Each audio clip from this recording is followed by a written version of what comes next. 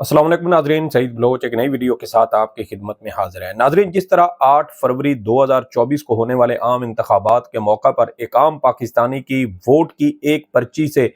पैदा होने वाले असरात इस हद तक बढ़ गए कि उनको काउंटर करने के लिए, उनको कंट्रोल करने के लिए बार बार आइन शिकनी की गई और ये सिलसिला आज भी जारी है। उसी तरह जजेस को, अदलिया को कंट्रोल करने के लिए पाकिस्तान तहरीक इंसाफ का, इमरान खान का रास्ता रोकने के लिए 26वीं आईनी तरमीम लाई गई। लेकिन उस आईनी तरमीम में भी ऐसे सुकम खामियां और ऐसे नकाइस उसके अंदर मौजूद हैं जिसकी वजह से ताहाल इमरान खान या पीटीआई को काउंटर करने के हवाले से जो हिकमत अमली बनाई गई थी वो हमें मुकम्मल तौर पर कामयाब होती नजर नहीं आती। बल्कि अब तो बाकायदा ये बहस भी छिड़ चुकी है हुकूमती हलकों के अंदर भी और जुडिशरी की साइड पर भी कि क्या इस्टेब्लिशमेंट कहीं अपना उल्लू सीधा करके इस 26वीं आईनी तरमीम को रिवर्स तो नहीं करवाएगी, क्योंकि इस वक्त जो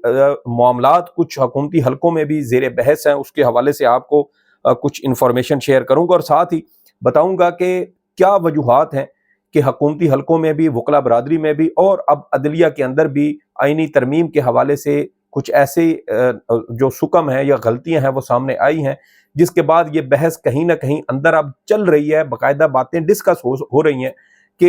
ये जो इतनी गलतियों से भरपूर आईनी तरमीम है ये क्यों मंजूर करवाई गई, क्योंकि इस आईनी तरमीम की आड़ में एक और बड़ा अहम काम हुआ और वो था सर्विसेज चीफ की मुद्दत मुलाजमत बढ़ाना। यानी सर्विसेज चीफ जिनकी पहले मुद्दत मुलाजमत 3 साल हुआ करती थी, अब कानून में आर्मी एक्ट 1952 में तरमीम की गई और उसके तहत सर्विसेज चीफ की मुद्दत मुलाजमत 3 साल से बढ़ाकर 5 साल की गई। और ये अब जब ये हो चुकी तो अब हुकूमती हलकों को भी इस हवाले से अपनी गलती का एहसास हो चुका है और कुछ हलके जो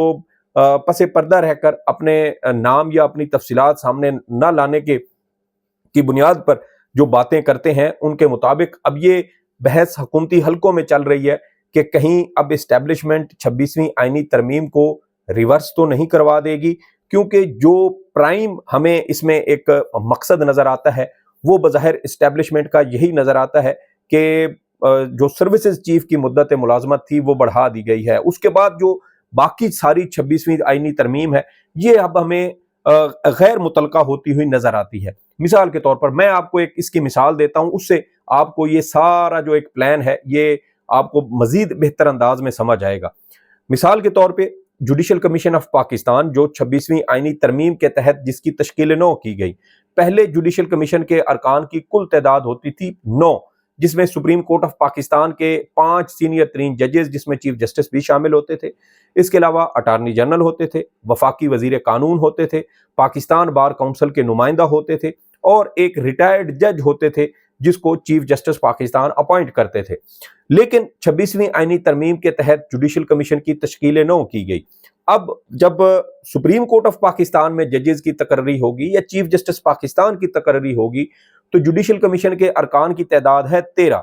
यानी chief justice Pakistan, supreme court के 3 सीनियर तरीन जजेस, साथ ही प्रिजाइडिंग जज जो आईनी बेंचेस के सरबराह होंगे, इसके अलावा 2 हुकूमती अरकान, 2 अपोजिशन के अरकान, इसके अलावा वफाकी वजीर कानून, अटार्नी जनरल, इसके अलावा पाकिस्तान बार के एक नुमाइंदा और साथ ही अकलियत की एक जो मेंबर होंगी वो भी अब जुडिशल कमीशन का हिस्सा है। तो यहां से अब देखें कि 13 हो चुकी तादाद। लेकिन अब यहां पर वो असल जो इसमें सुकम है या जो खामी है वो जानबूझ के रखी गई, या बाज़ औक़ात ये भी होता है कि इस्टेब्लिशमेंट का प्लान ही ऐसा था कि पहले ये आईनी तरमीम मंजूर करवाई जाए, एक हाइप क्रिएट की जाए कि इस्टेब्लिशमेंट हुकूमती सियासी जमातों के साथ खड़ी है और उसके बाद फिर दूसरा प्लान जो है उस पर अमल दरामद करवाया जाएगा जो कि सर्विसेज चीफ की मुद्दत मुलाजमत में तोसी से मुतल्लिक था। हुकूमत ने भागते भागते ये आईनी तरमीम मंजूर कर ली कि इससे हमारी हुकूमत या हमारा इक़्तिदार महफूज हो जाएगा। लेकिन इसके पीछे इस्टेब्लिशमेंट का असल मकसद था और वो मकसद था सर्विसेज चीफ की मुद्दत मुलाजमत में तोसी, जिस पर कानून साजी करवाई गई, हुकूमती अरकान ने उस पर कानून साजी करवाई। और यहाँ तक देखें कि ये इतना खुफिया रखा गया कि जिस रोज़ ये कानून साजी हुई उससे 1.5 या 2 घंटे पहले काबीना का इजलास हुआ। काबीना के इजलास में वजीर आजम साहब फरमाते हैं काबीना अरकान को कि इस हवाले से सर्विसेज चीफ की मुद्दत मुलाजमत में तोसी के हवाले से ہم قانون سازی لائیں گے، لیکن اس قانون سازی سے پہلے مشاورت ہوگی، نون لیگ کے پارلیمانی ارکان جو اس وقت قومی اسمبلی کے ممبران ہیں ان کو اعتماد میں لیا جائے گا، سینیٹرز کو اعتماد میں لیا جائے گا، اور پھر اس کے بعد سیاسی اتحادی جماعتوں کو اعتماد میں لے کر پھر یہ قانون سازی لائی جائے گی، یہ بل قومی اسمبلی سینٹ میں پیش کیا جائے گا۔ لیکن جس وقت وزیر اعظم صاحب نے یہ باتیں کی، اس کے ٹھیک تقریباً کوئی 2 یا 2.5 گھنٹے کے بعد قومی اسمبلی کے اجلاس اور سینٹ کے اجلاس میں یہ بل اچانک پیش ہوا اور اس کے بعد اس کی منظوری بھی لے لی گئی۔ تو یہاں سے آپ اندازہ لگا سکتے ہیں کہ نہ وزیر اعظم کو پتا تھا، نہ مسلم لیگ نون کے اراکین قومی اسمبلی کو پتا تھا، نہ حکومت کی سیاسی جماعتوں کو پتا تھا، اور نہ ہی کسی دوسرے تیسرے فریق کو پتا تھا کہ سروسز چیف کی مدت ملازمت میں توسیع کے حوالے سے کوئی قانون سازی آ رہی ہے۔ اب یہ قانون سازی آ چکی، پاس ہو چکی، اور جیسا میں کہہ رہا تھا کہ جوڈیشل کمیشن آف پاکستان کے سپریم کورٹ کے لیے ممبران کی تعداد ہے 13، جبکہ اگر ہائی کورٹ کے اندر ججز کی تقرری ہوگی، چیف جسٹس ہائی کورٹ کی تقرری ہوگی، یا ہائی کورٹ کے لیول پر جو آئینی بینچز کی تشکیل کا معاملہ ہوگا، اس پر جوڈیشل کمیشن کے ارکان کی تعداد تقریباً بنتی ہے 16۔ اب اس جوڈیشل کمیشن کے ان اراکین کے حوالے سے ایک شک آئینی ترمیم میں یہ رکھی گئی ہے کہ اگر کوئی رکن موجود نہ ہو تو اس کی وجہ سے اجلاس مؤخر نہیں ہوگا، بلکہ جوڈیشل کمیشن دستیاب ارکان کی بنیاد پر اکثریت سے فیصلہ کرے گا۔ تو اب یہاں پر سکم کیا ہے؟ سکم یہ ہے کہ اس جوڈیشل کمیشن میں جو تشکیل 9 کے بعد ٹوٹل اس میں 13 ممبران ہیں، 13 میں سے 5 ججز ہیں۔ فرض کریں کہ 5 ججز کو بلایا ہی نہیں جاتا، یا جو اپوزیشن کے ارکان ہیں ان کو دعوت ہی نہیں دی جاتی، ان کو بتایا ہی نہیں جاتا، ججز کو نہیں بتایا جاتا، اور حکومت اپنی من مرضی سے کوئی فیصلے کرنا چاہتی ہے، اور وہ فیصلے کرنے کے لیے جوڈیشل کمیشن کا اجلاس جو ہے وہ کال اپ کیا جاتا ہے۔ ویسے تو چیف جسٹس پاکستان بلاتے ہیں، لیکن اکثریت کی بنیاد پر بھی اس حوالے سے اجلاس جو ہے وہ اچانک بلایا جا سکتا ہے، جیسے قاضی فائز عیسیٰ سپریم کورٹ کی 3 رکنی انتظامی کمیٹی کا اجلاس اپنے اور جسٹس امین الدین کو ساتھ ملا کر بلاتے رہے اور اس پر فیصلے کرتے رہے، بینچز بناتے رہے، ان بینچز میں اپنی مرضی کے جج شامل کرتے رہے۔ تو یہاں پر بھی یہی کچھ ہو سکتا ہے، یعنی حکومت سپریم کورٹ کے ججز کو بلائے بغیر، ان کو دعوت دیے بغیر، ان کی جوڈیشل کمیشن اجلاس میں شمولیت کے بغیر نہ صرف بینچز بنا سکتی ہے بلکہ ججز بھی تقرر کر سکتی ہے، اور ساتھ ہی اس میں یہ دیکھیں کہ چیف جسٹس پاکستان کی تقرری ہو سکتی ہے، آئینی بینچز بن سکتے ہیں، اور ساتھ اس کے آپ کا جو آئینی بینچز کا پریزائڈنگ جج ہوگا، سربراہ ہوگا، اس کی بھی نامزدگی کی جا سکتی ہے۔ تو اس طرح حکومت نے ایک طرح سے سپریم کورٹ آف پاکستان یا جوڈیشل کمیشن کے جو جوڈیشل ممبران ہیں یعنی ججز ہیں، ان کو یہاں پر بالکل ایک طرح سے لا تعلق کر دیا ہے، اور اس طرح ارکان پارلیمنٹ بیٹھ کر اپنی مرضی کے بینچز بنوا سکتے ہیں، پریزائڈنگ جج بنا سکتے ہیں، اور ان آئینی بینچز کے لیے اپنی من پسند ججز کو اس میں شامل کر سکتے ہیں۔ تو یہ وہ سب سے بڑا ایک سکم ہے جو اس آئینی ترمیم کے تحت اب آہستہ آہستہ لوگ دیکھیں، خامیاں ہم شروع سے ہی اس حوالے سے بتا رہے ہیں کہ کون کون سی کہاں کہاں کیا غلطی ہے، لیکن اب جب یہ چیز سامنے آ رہی ہے کہ بھئی حکومت اس میں سپریم کورٹ اور عدلیہ سے متعلق امور ہیں، اور اس کے اندر ججز کو نظر انداز کر کے حکومت جو ہے وہ اپنے اجلاس بلا کر اور اس کی بنیاد پر بھی یہ فیصلے کر سکتی ہے، اور ججز کو پوچھنے کی ضرورت ہی نہیں ہے، بتانے کی ضرورت ہی نہیں ہے، حکومت اکثریت میں ہے، کرنے دے فیصلے۔ ججز کون ہوتے ہیں؟ درمیان میں رکاوٹ ڈالنے والے۔ آئینی ترمیم میں آپ نے ویسے لکھ دیا کہ اگر کوئی ممبر حاضر نہیں ہوتا تو اس کے بغیر بھی جوڈیشل کمیشن اکثریت کی بنیاد پر فیصلہ کر سکتا ہے۔ تو اب اس چیز کے بعد، اور ساتھ ہی جو میں نے کہا کہ جو سروسز چیف کی مدت ملازمت میں توسیع والا معاملہ تھا، اس کو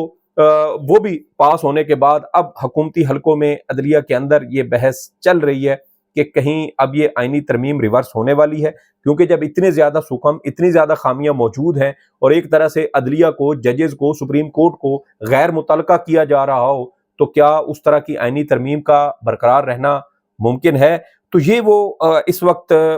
خدشات ہیں، تحفظات ہیں جو عدلیہ کے اندر بھی جنم لے رہے ہیں، اور ان تحفظات اور خدشات کی بنیاد پر اب حکومتی حلقوں میں بھی یہ بحث چل نکلی ہے کہ کیا آئینی ترمیم ریورس ہونے والی ہے۔ اور اس کی وجہ سے اب بظاہر اگر یوں کہا جائے کہ حکومتی حلقے یہ کہہ رہے ہیں کہ اسٹیبلشمنٹ نے اپنی قانون سازی کروا لی ہے، اس کے ذریعے ان کی جو توسیع ہے وہ ہو چکی ہے، اور